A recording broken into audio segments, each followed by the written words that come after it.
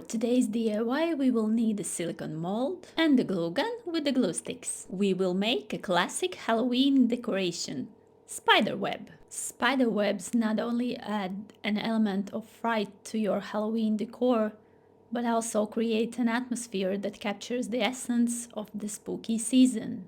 Whether you are going for a minimalist look or a full haunted house vibe, spider webs are part of any Halloween celebration.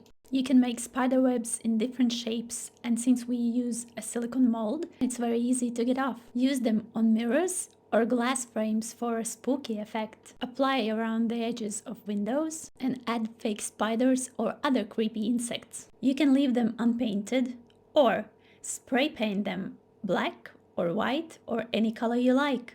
They don't have to come out the same, and that's great because the crooked they will be, the spookier they will look.